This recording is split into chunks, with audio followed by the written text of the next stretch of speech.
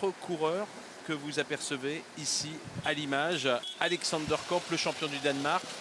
Joe Rosskopf, l'américain, ancien vainqueur du Tour du Limousin, mais ça remonte quand même 8 ans en arrière, bientôt. Non, 7 ans en arrière, bientôt. Xavier Asparen, qui est l'un des meilleurs rouleurs espagnols pour l'équipe Euskaltel. Et enfin, Emmanuel Morin, de l'équipe, je dirais, de l'équipe locale, puisqu'il appartient depuis l'an passé à la formation CIC U Nantes Atlantique. 4 hommes en tête avec 2 minutes 53 secondes d'avance, alors que l'on vient de franchir à Ingrande la Loire il y a quelques instants sur ce pont magnifique.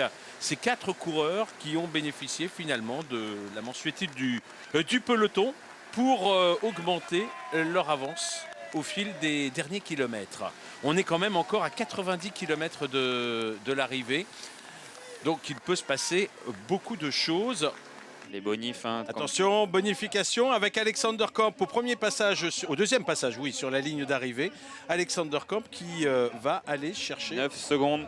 Ça fait, oui, alors 3 secondes cette fois, mais il a fait ce carton plein aujourd'hui. Il revient. Les 3 sprints bonifs, il les aura tous remportés. Il revient à la 2e place du classement général virtuel. Et vous le voyez, hein, maintenant, la meute est juste derrière les 3 hommes de tête. Ouais, ça aurait vraiment pas été loin hein, pour les 3 hommes de tête. Peut-être on peut se poser la question, un coureur de plus. Tout à fait, ouais. Ça c'est sûr. Et là, c'est l'équipe, c'est Total Energy, hein, je crois, qui a pris la tête. Ça roule à 65 km/h, nous glisse Thomas Vauclair. À 2 km de l'arrivée, oui, c'est ça. C'est l'équipe Total Energy hein, qui vient de prendre la tête. L'équipe de Jason Tesson. Ouais. Et oui, et Jason Tesson en dernière position. Donc c'est Lorenzo Manzin qui va lancer Jason Tesson. Regardez, on est en train de faire l'effort aussi pour Arnaud Démarre. Arnaud Démarre qui a plus qu'un seul quand on rattrape les coureurs équipier. Non, Arnaud Démarre, il est au milieu. Hein. C'est même pas lui qui est là-bas devant. Arnaud Démarre, il s'est encore fait enfermer. Aujourd'hui, il a perdu la roue de ses équipiers. Comme hier. Brian dans la roue de Chimola, il lui fait entièrement confiance. Il est en aveugle derrière lui. Chimola, il va tenter de le déposer. Attention à cet îlot directionnel qui a surpris quelques coureurs. On s'y trompe pas, hein, les 2 coureurs de l'équipe Groupama FDJ, Arnaud Démarre n'est pas dedans. Regarde, il est là, il est sur la droite, là, il est en train de remonter, enfin de tenter de remonter. Non, on a Miles Scotson devant Bram Velten, un petit peu comme ce que l'on a vu hier. Arnaud qui fait des sprints et Brian qui pédale pas en ce moment, donc pas du tout la même approche. Et Lorenzo Manzin hein, qui va être le poisson pilote de Jason Tesson. Ça y est, Arnaud est revenu. Chimola est passé tout seul. Lui aussi, Chimola a perdu Brian Coquard. Hein. Il est seul devant et ça n'a pas suivi derrière. Oui, il se passait quelque chose. Il s'est passé quelque chose. Hein. Dans le peloton, il y a une chute. Thomas, vous passe la parole. Thomas Vauclair. Attention, on arrive dans les derniers virages. Hein. On arrive dans les derniers virages. 900 mètres, oui. Mais c'est même pas 900 mètres, c'est 750 mètres. Il laisse les coureurs à terre. Plus de Brian Coquard. Hein. Brian a été gêné. Hein. Brian n'est pas là. Brian ne sera pas dans le sprint. Je ne sais pas s'il est tombé. En tout cas, Brian est chuté. Brian a chuté. Ah là là, quelle chuté, Brian Coquard. Le leader de la course est tombé. Et Bram Welten qui emmène là pour Rudy Barbier également. Rudy Barbier est tombé également, nous dit Thomas Vauclair. Oh là là là là, encore une arrivée qui aurait été fracassante et ça va se jouer maintenant avec Bram Velten aux prises. Sur le dernier virage à gauche. Avec Erlend Blikra sur ce virage qui passe en tête. Erlend Blikra qui a viré en tête. On va voir s'il est capable de tenir maintenant. Ah, il a encore un équipier, Blikra, et c'est Vandenberg, hein, le maillot vert, là en 2e position pour l'équipe IF. Mais qui n'arrive pas à monter.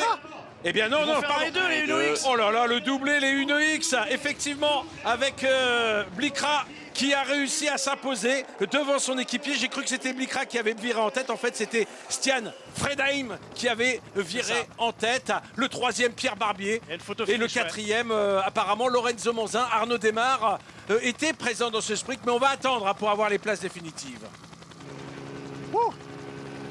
Le final, il y a eu une chute. Hein. On le rappelle, à peu près 1 km 500 de l'arrivée. Une chute qui a impliqué notamment le leader, hein, Brian Coquard. Pierre Barbier aussi qui était dedans. Et la surprise, hein, Uno X, il vient faire 1 et 2. Oui, et alors dans les chutes, beaucoup de monde. Hein. Jason Tesson est tombé. Kevin Vauclin est tombé. Vu, hein, le peloton était vraiment coupé. On n'a plus qu'une Pierre Barbier n'est pas tombé, mais c'est Rudy Barbier qui a été tombé. La chute pour Saint-Michel Mavic-Aubert 93. Oui, Pierre, il est dans le sprint, évidemment, il n'est pas tombé. Vous voyez quand même que cette chute, et surtout, le leader est tombé. Chute intervenue encore dans les 3 derniers kilomètres. La règle des 3 derniers kilomètres sera respectée, mais au-delà de cette règle, on est surtout anxieux de savoir si ces coureurs se sont fait mal ou pas. Est-ce que une chute à l'avant du peloton, hein, parce que tous ces coureurs étaient vraiment placés dans les toutes premières positions. Donc voilà, c'est malheureux. Alors on va passer la parole à Thomas Vauclair qui a vu cette chute peut-être de loin derrière le peloton. Mais Thomas, qu'est-ce que vous pouvez nous dire de cette chute fracassante à nouveau aujourd'hui dans le final de cette étape? Que c'est tombé vite, que c'est tombé très vite. Là, quand vous avez dit qu'il y a eu un problème, c'était déjà tombé depuis quelques secondes, qu'il y a eu des coureurs importants dedans. Hein. Brian Cocard est tombé, là, il est debout, ça va, il attend un vélo. On est dans les 3 derniers kilomètres, donc les coureurs seront reclassés dans le même temps. Il y a Kevin Vauclin, un des favoris de l'épreuve, qui a mis beaucoup de temps à se relever. Là, il vient de remonter sur le vélo, il est resté très longtemps assis dans le fossé. Je rappelle, hein, on n'a pas besoin de se presser à remonter sur le vélo une fois qu'on est tombé, puisque les temps ils seront classés dans les temps du vainqueur. Et celui qui fait un petit peu plus, qui nous inquiète un petit peu davantage, c'est Jason Tesson. Hein. Il est un petit peu plus touché. Il communique avec le service médical. Donc vraiment une chute qui a impliqué pas mal de coureurs hein, sur la droite de la route. Ça frottait à 1 km 300 de l'arrivée. Et on voit Jason Tesson hein, qui est au sol, le coureur de l'équipe Total Energy. Rappelons, hein, l'Angevin Jason Tesson, il était sur ses terres, sur ses routes d'entraînement, il rêvait de s'imposer. Bien non, le vainqueur, c'est lui malheureusement pour Jason Tesson, heureusement pour l'équipe Uno X qui fait le doublé aujourd'hui. Victoire, doublé norvégien également. Erlend Blikra, vous venez de le voir devant Stian Freidheim. Et bien voilà, il fallait avoir hein, quand même. Oui, Pierre Barbier a pris la 3e place, Lorenzo Manzin 4e et Arnaud Desmar 5e à l'issue de la photo finish. Voilà le classement que l'on peut vous donner. Donc en ce qui concerne l'arrivée de cette étape, c'est la 3e victoire de sa carrière pour Erlend Blikra qui la deuxième victoire, qui avait déjà remporté une étape l'année dernière sur le Tour de Langkawi en Malaisie, en Asie donc. Très beau résultat pour cette équipe qui n'a pas eu l'occasion de remporter énormément de succès en ce début d'année, contrairement à ce qu'elle avait réalisé. C'est la 4e victoire seulement de l'équipe Uno X cette saison.